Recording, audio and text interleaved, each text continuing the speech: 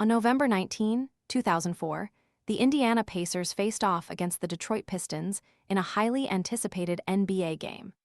This matchup was particularly charged as it was the first meeting since the previous season's Eastern Conference Finals, where the Pistons had bested the Pacers in a hard-fought series. The rivalry between these two teams had been brewing for years, fueled by close matchups and a fiercely competitive atmosphere that electrified fans on both sides. The Pacers entered the game with a strong record, showcasing their talents and strategies under head coach Rick Carlisle. Meanwhile, the Pistons, the defending champions, were eager to assert their dominance on the court and prove they were still the team to beat. As the game progressed, the tension in the arena built up, with fans on the edge of their seats, setting the stage for an explosive confrontation that would soon unfold. The stakes were high, and both teams were determined to make a statement, not just for the win, but for the pride that came with it. Did you know that the Malice at the Palace not only changed how security is managed at NBA games, but also influenced the league's dress code? Following the brawl, the NBA imposed stricter security protocols and limited alcohol sales to mitigate risks during games. Additionally, the incident contributed to a significant cultural shift within the league, leading to the implementation of a dress code aimed at changing the public perception of NBA players. This move was viewed as a response to the stereotype of players as thugs after the brawl, prompting the league to want to present a more professional image.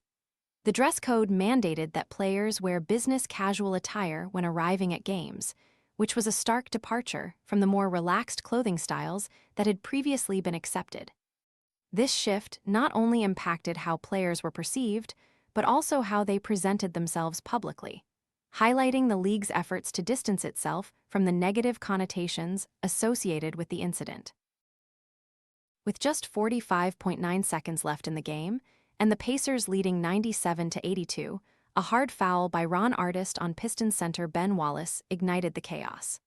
Wallace, known for his intensity and competitiveness, retaliated immediately by shoving Artest in a fit of anger.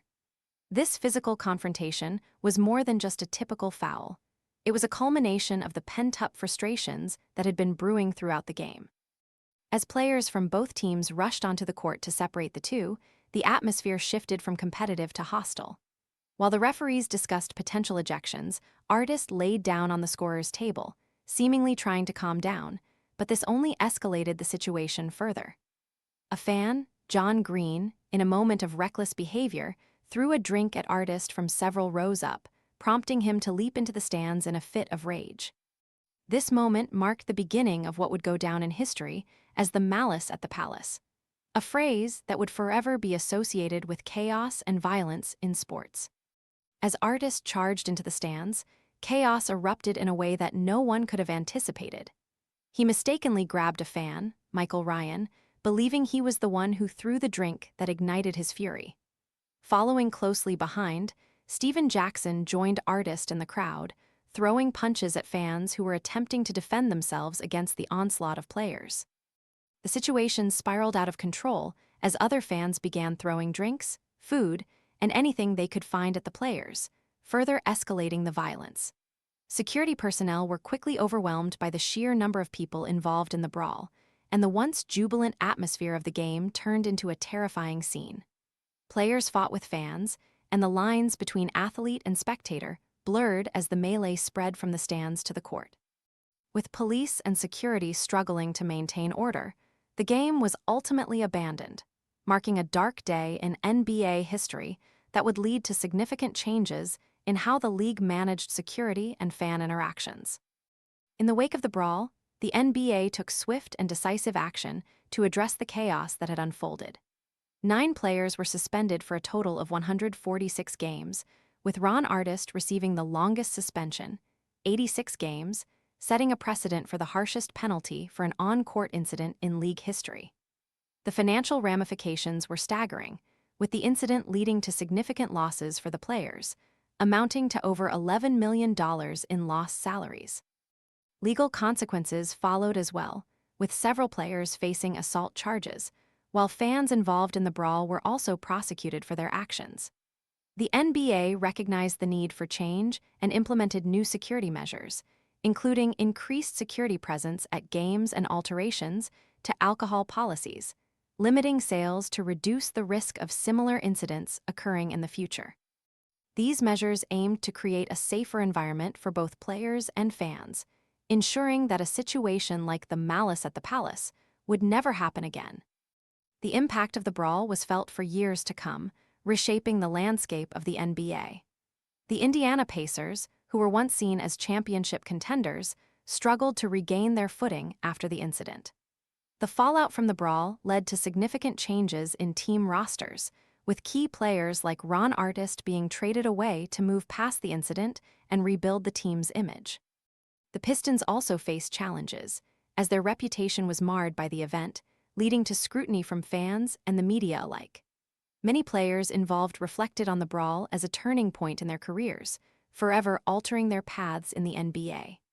The incident served as a reminder of how quickly a moment of passion can spiral into chaos, leading to long-lasting effects not just on the teams, but also on the players' personal and professional lives. The repercussions were felt in locker rooms, fan interactions, and the overall culture of the league, highlighting the need for a more respectful and controlled environment. Years after the incident, players and fans alike have reflected on the Malice at the Palace with a sense of regret and introspection. Many NBA players have expressed remorse over how the situation escalated, emphasizing the importance of maintaining professionalism both on and off the court. They recognize that their actions not only impacted their careers, but also the perception of the league as a whole. Fans have also acknowledged the consequences of their actions, recognizing the need for respectful behavior at sporting events. The incident remains a cautionary tale about the volatile relationship between athletes and fans, illustrating how quickly a sports game can devolve into chaos. This reflection has sparked discussions about sportsmanship, respect, and the responsibilities of both players and fans in creating a positive atmosphere at games. The NBA has since worked diligently to foster a culture of respect, aiming to ensure that the lessons learned from that night are not forgotten. The Malice at the Palace serves as a stark reminder of the fine line between passion and violence in sports. It highlights the necessity for robust security measures, respect between players and fans, and the importance of self-control in high-stakes situations. The NBA has since worked diligently to improve safety and foster a positive environment at games, implementing policies that prioritize the well-being of all attendees. While the scars of that night remain, the lessons learned have shaped the future of the league, aiming to ensure such an event never happens again. The incident has become a pivotal moment in NBA history, prompting ongoing discussions about the relationship between athletes and spectators and the role of sports in society. The hope is that by reflecting on this event, both players and fans can contribute to a better future for sports, one where respect and sportsmanship prevail over chaos and violence.